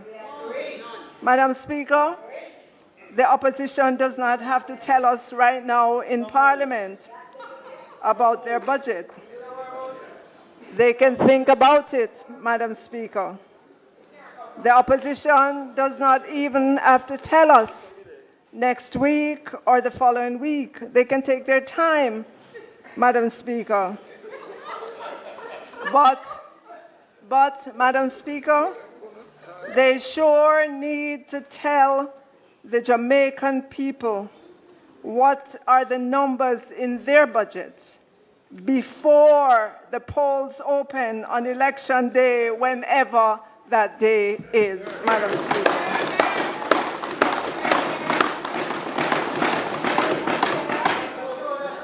So, Madam Speaker, I say to the Jamaican people, it's decision time. You have seen us work on your behalf since February of 2016. We're not perfect, and we don't always do the right things all the time, but we have a leader, a prime minister, who has a good heart. He comes from among you.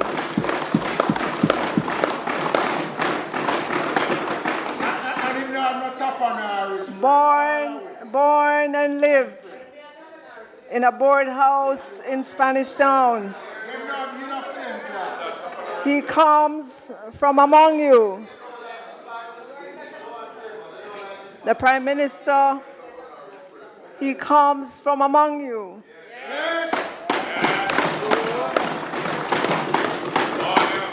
Born and lived in a board house in Spanish Town.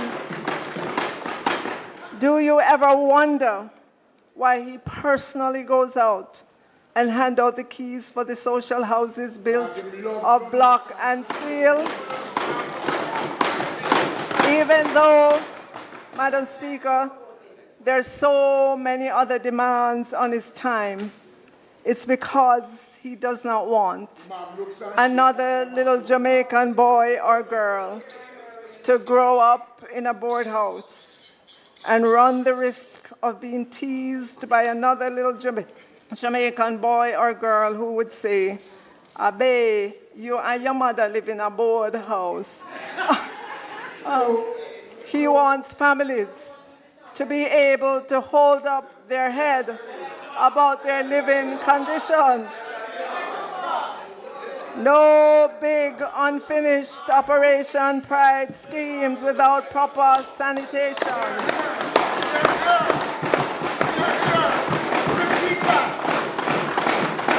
No big unfinished Operation Pride schemes without proper sanitation.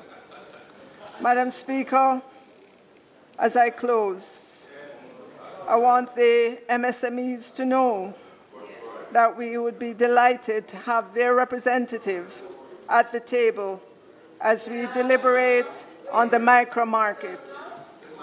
I also got a word from the DBJ as well, Madam Speaker. They sent me a letter to say to the MSMEs that their loan fee financing for improved MSME access to credit products is designed to enhance financial accessibility and affordability for micro, small, and medium enterprises by eliminating the barrier of upfront loan-related fees. And so the DBJ is saying that they will integrate the loan fees into the principal loan amount, allowing borrowers to distribute these costs over the loan tenure instead of making an upfront payment.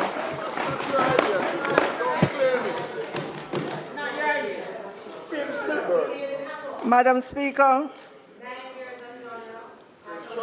for all those who have written and have asked, Madam Speaker, for all those who have written and have asked about the cost of our package that we announced, or give up, or good news, it is $9.2 billion, and it is already accounted for in our budget.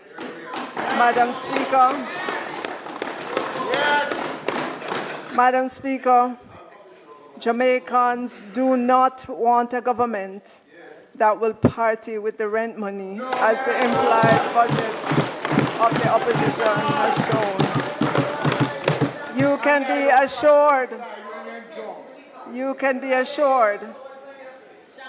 be assured, that we will continue to be good stewards of the country's resources.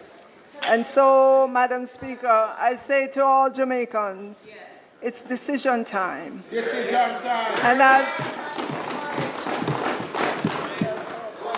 And as you weigh us in the balance, may you find us faithful.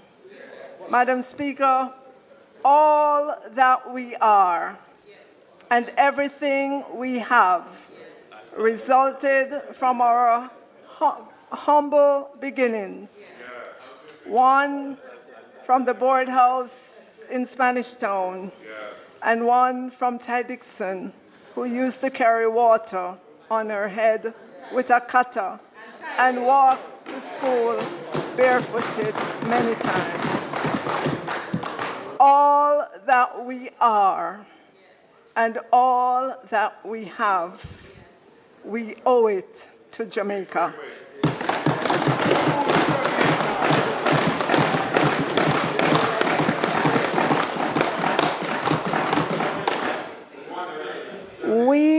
have no other place to go, Madam Speaker.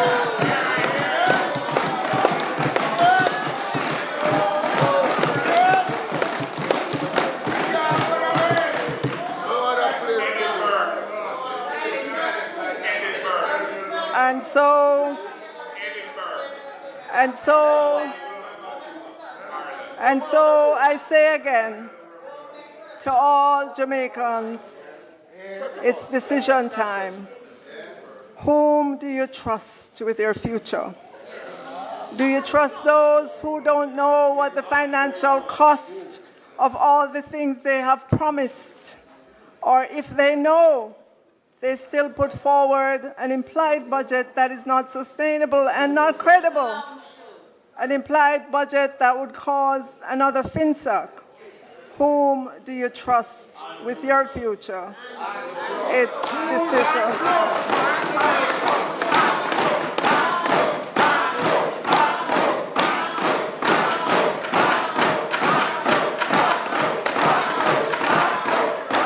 No members. Members. So as I close, Madam Speaker, I say to all Jamaicans, may the Lord bless you and keep you. May the Lord cause his face to shine upon you and be gracious unto you. May the Lord turn his face towards you and give you peace. God bless Jamaica, land we love. We choose Jamaica. Thank you.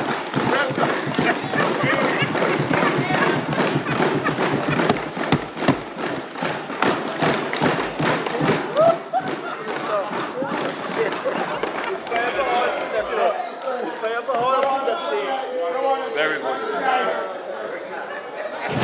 My girl. My girl, my girl.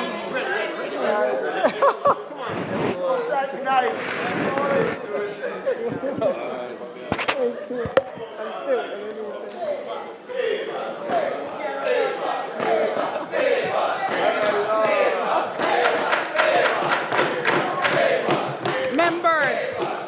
Members. Madam One behavior, Speaker. both sides.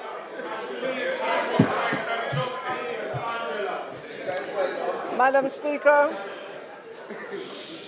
Members, Minister Williams still has something more before concluding. Madam Just allow her Speaker, to finish. As we conclude the debate, I ask that the bill shortly entitled the Appropriation Act 2025 be read a second time. The question is that the bill shortly entitled the Appropriations Act 2025 be read a second time. Clerk? Those in favor? Aye. Those against? The ayes have it. Clerk?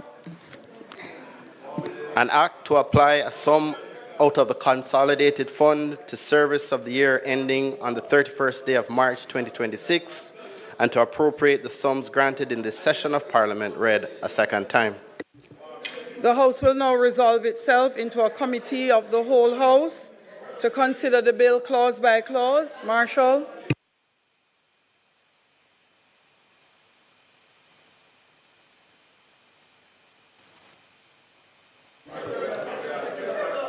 Thank you, Marshal. Members, please. I put clauses 1 through 3. Those in favor? Aye. Those against? The ayes have it. I put the schedule, sections 2 and 3. Those in favor? Aye. Those against? The ayes have it. I put the title and enacting clause. Those in favor? Aye. Those against? The ayes have it. Members, the question is that I do report the bill as having passed committee stage without amendments. Those in favor? Aye.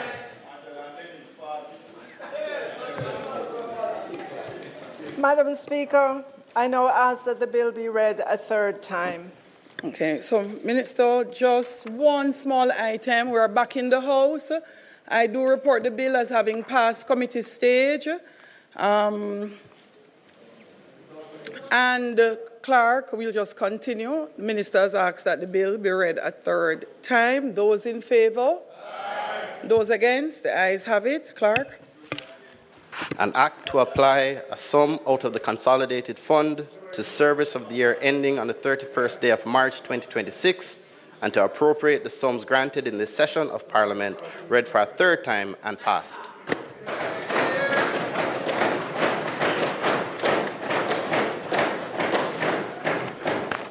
In my short stint in Parliament, only some 8 going 9 years, I've always wanted to see a balancing of the budget recommended by the opposition.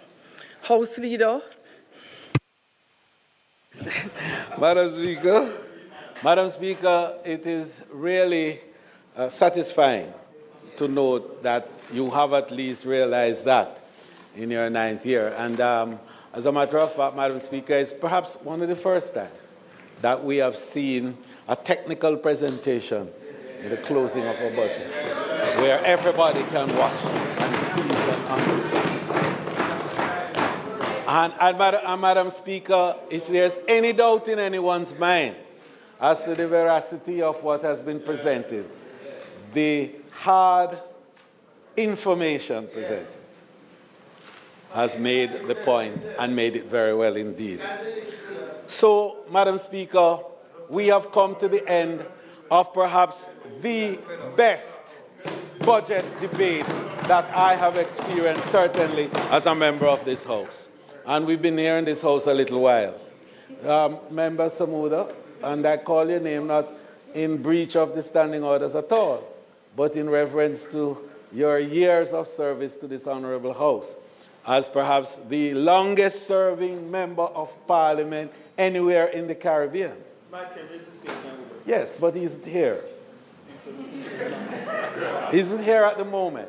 But I would because I'm sure he's watching and listening, I would certainly enjoin my Honorable Michael Lester Henry in this regard. And or Lister, not Lester, Lister. He's very careful about that. And I know, Madam Speaker, because we're of the same vintage, not in terms of chronology, but in terms of years in this honorable House and in the public space. As I entered this chamber in 1980, just as those two, I had a small sabbatical, but I came back. And so after those two, then the member from St. Elizabeth, Northwestern, where is he? And myself stand as the next two for the longest serving in this honorable House. And we are saying today that this is the best budget presentations that we have had ever since we are here. And indeed, Madam Speaker, it is appropriate that we should end the presentation in the way we did as loyal, committed patriots.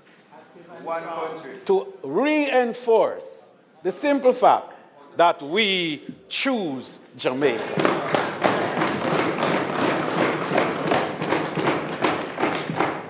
Madam Speaker, I beg to move, therefore, that the motion for the commencement and indeed the conclusion of the debate on the appropriations bill be approved. Those in favor? I had approved that already. Now, those against, the ayes have it. Adjournment. Mr. Speaker, it is customary, in fact, to close in that manner as is accepted. Once a motion has been put, that motion has been approved.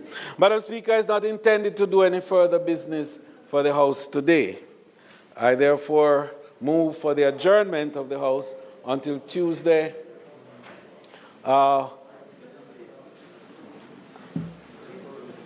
Madam Speaker, I particularly want to ensure that we have a continuation of the debate today. because there are measures there that are important to be settled. And so in asking for the adjournment, for the first, I'm cautious about the 1st of April. It's actually, I'm cautious about the 1st of April. But, Madam Speaker, I beg to move that the House be adjourned until Tuesday, April 1, 2025, at 2 p.m. at the George William Gordon House. May it please you, Madam Speaker. The question is that the House do now adjourn until the 1st of April, 2025 at 2 p.m. Those in favor? Those against? The ayes have it. This honorable House now stands adjourned.